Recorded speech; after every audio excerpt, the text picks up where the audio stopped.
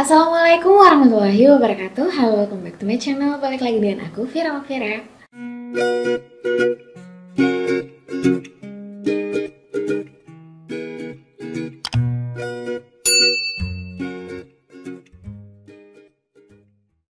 Halo teman-teman, gimana kabar kalian? Oke, hari ini aku akan membuat semacam, ini Q&A bukan sih? Tanya jawab seputar CPNS yang udah aku kumpulin nih pertanyaannya dari kemarin, dari DM yang masuk, dari komen-komen. Jadi aku udah bacain mengenai seputar CPNS. Jadi banyak banget yang nanya-nanya, gimana sih kelanjutannya CPNS ini, what we gonna do. Jadi terus yang nggak lulus juga apa yang sebaiknya dilakukan. Jadi aku akan kasih semacam perspektif atau pendapat aku ya teman-teman. Oke, sebelum itu jangan lupa di subscribe, nyalain juga tombol notifikasinya biar kalian tetap update info-info terbaru dari aku. Oke teman-teman, untuk yang pertama nih, spekulasi yang sedang bermunculan saat ini mengenai gimana sih kelanjutan tes CPNS ini seputar SKB. Aku udah berapa kali bilang sih sebenarnya di Instagram aku, di video-video sebelumnya juga aku kayaknya udah bilang deh, kalau jangan membuat asumsi yang semakin memperkeruh keadaan gitu loh teman-teman. Ada yang bilang SKB ditiadakan lah, ada yang bilang tahun depan lah atau apalah. Jadi gini ya teman-teman, kalau di akun resminya kita selalu berpatokan kepada pengumuman dari akun resmi dari BKN official.go.id gitu ya. Jadi nggak usah deh dengerin teman-teman kalian yang selalu bilang katanya.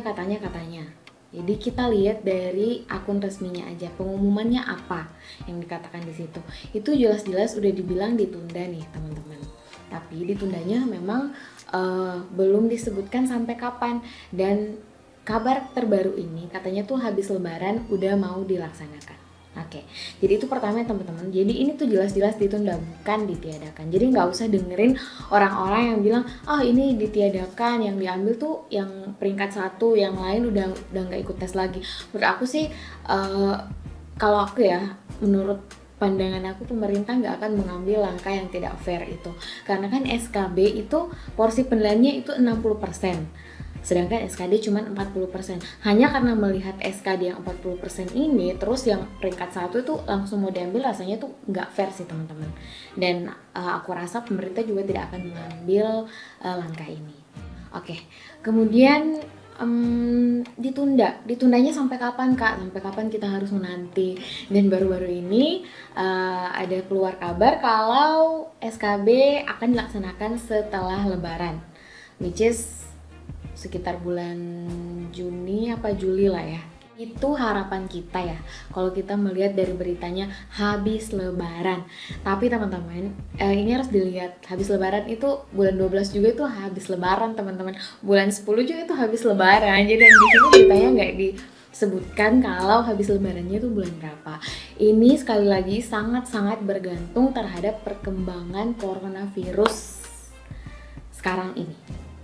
Jadi kalau memang coronavirus ini, penanganan coronavirus ini semakin bagus, semakin membaik, dan yang tertular itu semakin hari semakin sedikit, mungkin akan dilaksanakan bulan Juni apa Juli. Tapi kalau kita melihat dari kondisi sekarang nih, yang tertular semakin banyak dan belum ada, menurut aku sih belum ada perkembangan yang signifikan kayak gitu. Dan PSBB tuh masih dilanjutkan di banyak-banyak daerah. Jadi menurut aku sedikit pesimis itu akan dilaksanakan pas setelah Lebaran, sekitar bulan Juni atau Juli.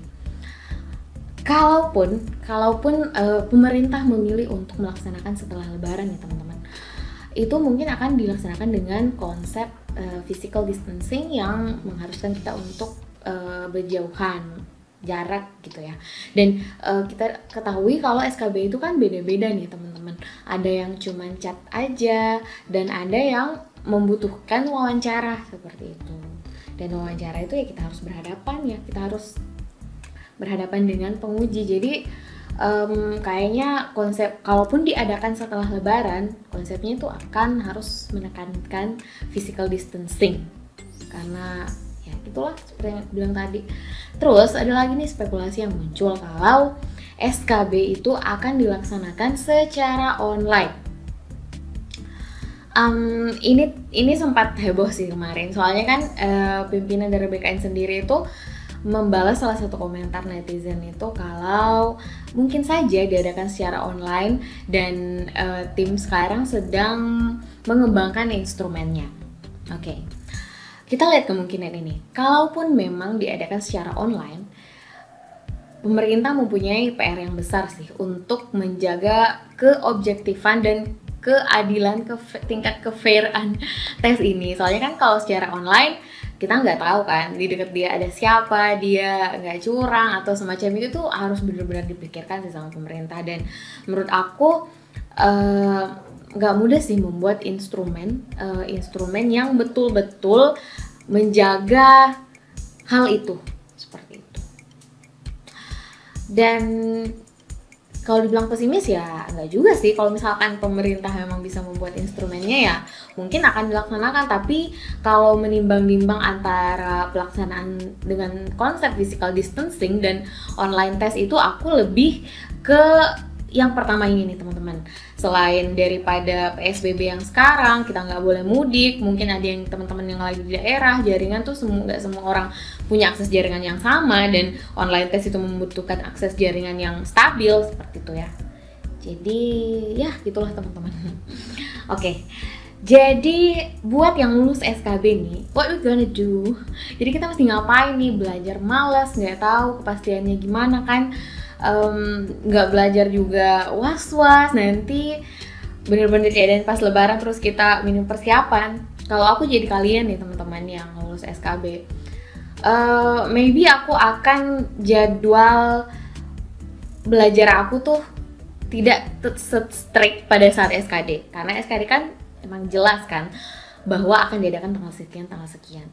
Aku mungkin akan lebih toleran sama diriku sendiri. Jadi misalkan dalam 1 minggu itu aku cuma menjadwalkan sekitar 2 kali belajar dalam seminggu.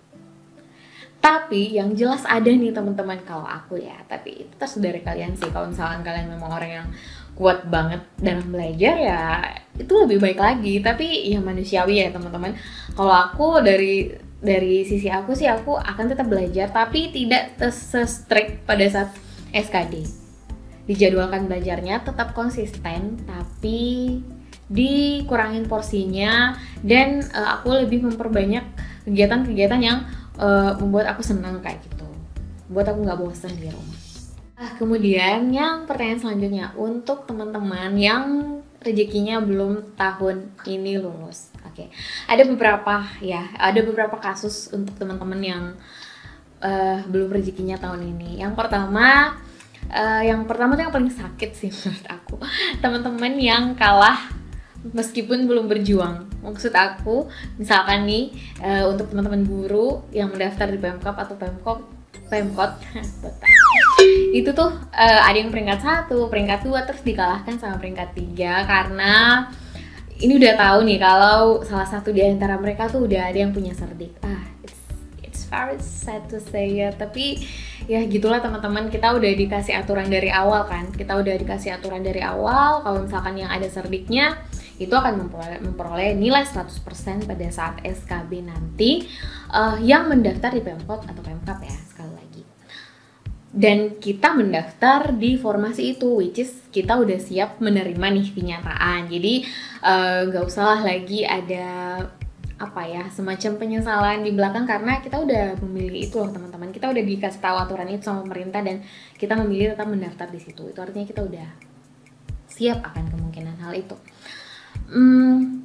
Sedih banget sih teman-teman untuk kalian mengalami hal ini, tapi harus tetap semangat sih, karena kalau seperti itu menunjukkan ya itu memang bukan rezeki kita, bukan karena usaha kita yang kurang ya, tapi belum rezekinya teman-teman sekalian. Jadi sabar aja, tetap semangat dan jalani kehidupan kalian saat ini dengan mungkin loh teman-teman. Maksud aku, kalau kalian ada kerjaan saat ini, jalani kerjaan kalian sebaik mungkin. Kalaupun belum ada kerjaan, silahkan mencari pekerjaan yang lain dulu nih teman-teman, karena kita nggak tahu tes CPNS itu akan ada lagi kapan. Which is aku juga berharap itu akan segera datang, tapi kita harus mempersiapkan kemungkinan terburuk gitu loh teman-teman. Jangan sampai kalian menganggur sekian lama menanti tes CPNS berikutnya yang belum tentu tahu kapan. Sedangkan jalan rezeki itu banyak, jadi kalian cari kerja aja dulu buat yang belum punya kerjaan. Dan yang fresh graduate, terus ada pikiran buat lanjut S2, kalian punya peluang itu, kalian punya dukungan untuk melanjutkan itu, silahkan. Aku sangat mendukung itu sih teman-teman. Oke. Kemudian case kedua yang gak lulus karena emang nilainya masih rendah. Untuk kemungkinan yang kedua ini nih teman-teman, aku sangat-sangat menyarankan kepada teman-teman semua, karena kita udah tahu nih kemampuan kita belum cukup, belum memadai untuk tes CPNS yang tahun ini. Kita udah mengukur nih, istilahnya udah ada assessment yang memberikan kita ukuran, oh skor kamu cuma segini loh dibanding yang lain. Kita harus mempersiapkan diri sedini mungkin nih teman-teman untuk tes berikutnya. Kalau memang kalian menempatkan CPNS itu sebagai salah satu cita-cita kalian yang benar-benar pengen kalian capai gitu ya teman-teman. Jadi siapkan diri kalian sedini mungkin. Aku nggak bilang kalian harus belajar tiap hari ya, sekali lagi enggak. Tapi jadikan jadwal belajar itu sebagai satu rutinitas yang ada dalam kehidupan kalian berikutnya nih teman-teman.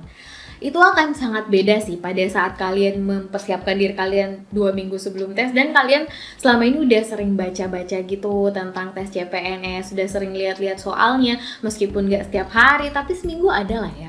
Itu akan beda sih teman-teman, menurut aku. Adrenalinnya tuh akan beda nanti. Kebiasaan itu akan sangat-sangat berpengaruh pada saat kalian tes nanti. Ada yang bilang kayak gini, wah temen aku cuma 2 minggu kok kak, terus dia lulus. Orang tuh beda-beda teman-teman. Kalau memang kita udah melihat kemampuan kita di situ, ya kita harus sadar ya.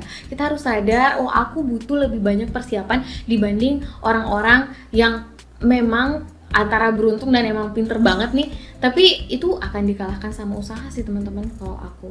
Jadi persiapan diri kalian lebih dini, jadwalkan belajar minimal seminggu lah sehari. Minimal sehari seminggu. Sekali seminggu maksudnya gitu. Ya belajarnya kayak apa kak? Ya belajarnya bisa apa aja. Kalian punya buku kan di rumah, buku CPNS misalkan, atau kalian mau latihan lewat Ayo CPNS dari sekarang tuh bisa banget sih teman-teman. Kalian daftar aja member premium, dan aku yakin untuk menyelesaikan semua tryoutnya itu membutuhkan waktu yang ya nggak sedikit lah ya. Itu ada berapa tryout di dalam, dan kalau kalian udah khatam nih, udah menyelesaikan semua tryoutnya itu, udah tahu cara-caranya itu dengan baik, aku yakin itu akan ada memberi efek yang sangat bagus sih buat kalian nantinya gitu teman-teman. Oke, pertanyaan berikutnya nih, kak aku nih lanjut SKB terus aku harus resign dari kerjaan aku kapan? Gini teman-teman, untuk yang udah lulus SKB terus ikut SKB terus dia yang lolos, aku tuh juga nggak menyarankan untuk resign cepet-cepet kayak gitu teman-teman. Apalagi buat kalian yang baru maju SKB dan mesti bersaing lagi, jangan ambil resiko itu sih teman-teman. Kalaupun perusahaan kalian yang tempat kalian kerja itu mengharuskan, misalkan kalian harus resign sebelum daftar CPNS, emang suatu keharusan, itu ya beda soal lagi ya teman-teman. Tapi kalau emang enggak, jangan buru-buru mengambil keputusan, karena pengalaman aku kemarin nih, ada teman aku yang resign. Ini dia udah lulus loh, udah dia nih ceritanya yang lulus, dan dia resign, dan itu tuh bukan keputusan yang tepat buat dia ambil, karena untuk dari selesai dari SKB itu ke pemberkasan itu membutuhkan waktu yang cukup lama teman-teman. Akhirnya ya karena nggak prepare sama keuangan dia baik-baik, ya sangat kesulitan dengan keuangan, apalagi udah berkeluarga. Jadi tentang kapan resignnya, usahakan jika sudah ada kepastian kapan kalian pemberkasan gitu teman-teman. Oke teman-teman, itu dulu seputar pertanyaan-pertanyaan yang paling sering ditanyain sama aku mengenai CPNS, tes CPNS ini. Semoga bisa apa ya, menjawab sedikit rasa galau teman-teman nih seputar tes CPNS ini. Sabar aja teman-teman, ikhtiar sebaik mungkin, nggak usah dengar macam-macam spekulasi yang belum jelas dari mana sumbernya, yang belum tentu kebenarannya. Kalian fokus aja sama pengumuman resmi. Itu pesan dari aku sih. Terima kasih udah menonton. Thank you for watching. See you on my next video and bye.